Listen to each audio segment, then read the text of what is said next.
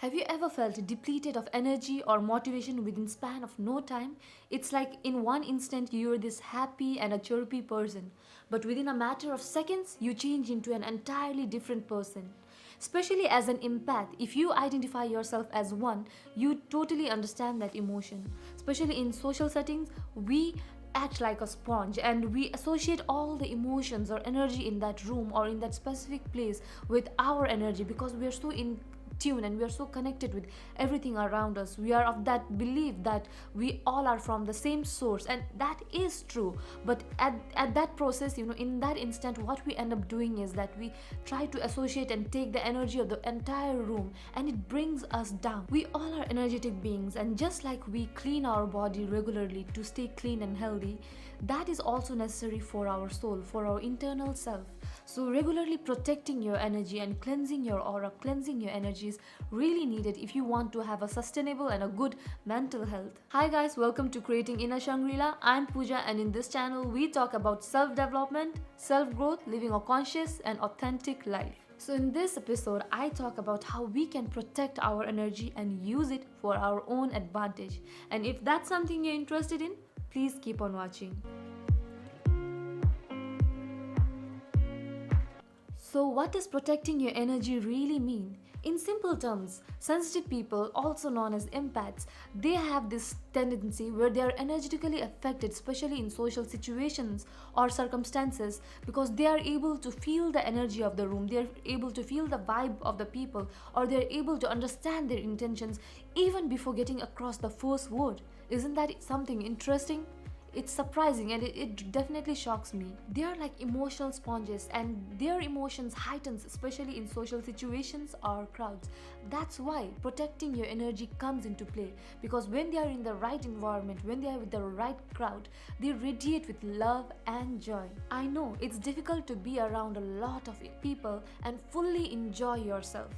As an empath, trust me, I have been there. But just because we are an empath, it doesn't mean that we need to boycott ourselves from all social situations or circumstances. That's the very reason why protecting our energy and our sensitivity comes into play. It's just finding that balance between being sensitive and being able to enjoy yourself in social situations. It's all about protecting your energy.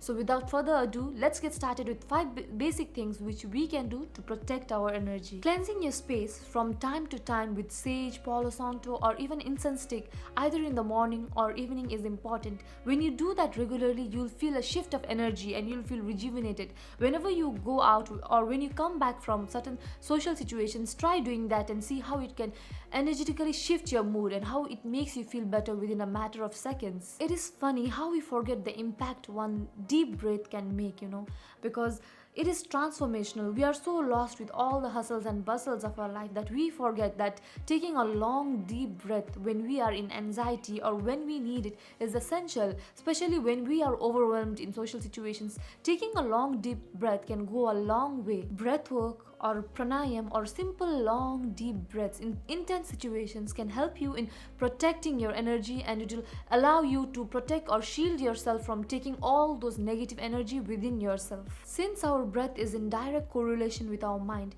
it is easier to navigate negative emotions, especially by just taking long deep breaths and just working on our breath. Thirdly, visualization is a very powerful concept, and it can be used for almost anything. It's just like painting a beautiful picture in your mind of a desired outcome, and it can be really helpful when you are trying to protect your energy. Just imagine yourself inside a big protective bubble and imagine that your aura and your energy is getting protected inside that. Tell yourself that you are safe and your energy is safe as well. Although we are connected at source, tell yourself that you are different. You are your own unique being, because as empaths, we are really connected and we feel that we are part of that source and associate everything with being about us, because we associate that someone else's pain is also our pain. But in this situation, we need to learn to differentiate ourselves. We need to learn to know that we are our own unique being. So in intense situations, remember that it's never empathy. It's always about being sympathetic, not empathetic. Number 4 is all about having your own opinion.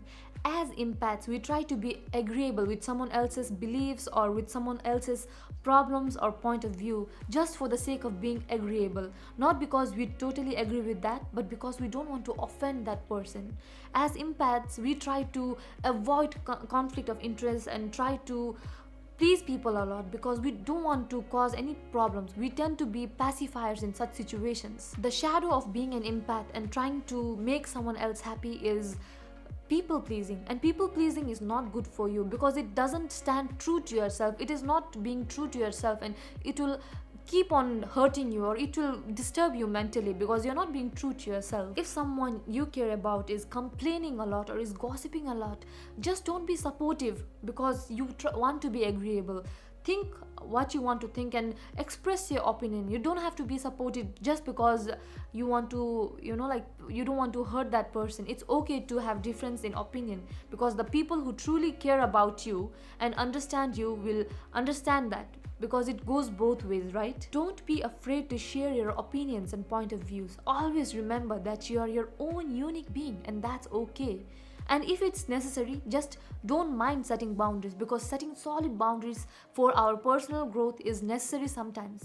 I'm not saying that you totally shove off people or your loved ones away from your life just because they complain a lot.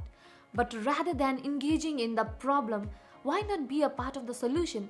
Rather than intensifying and making the problem even bigger, why not provide them with solutions or alternatives? If they are talking about a problem, you try to look for solutions and tell them what we could do about that.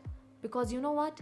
Be the change that you want to see around the world. Number 5 is all about practicing mindfulness. Remember that one time when you reacted to someone else's action or their words and you ended up beating yourself down afterwards?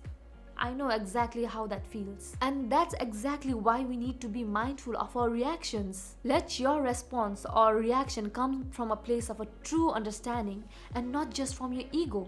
When we are in such situations, when we are able to respond from a high energetic place with true understanding, it is highly unlikely that someone else's energy is going to affect us. Don't you think that? Before anything else, just pause.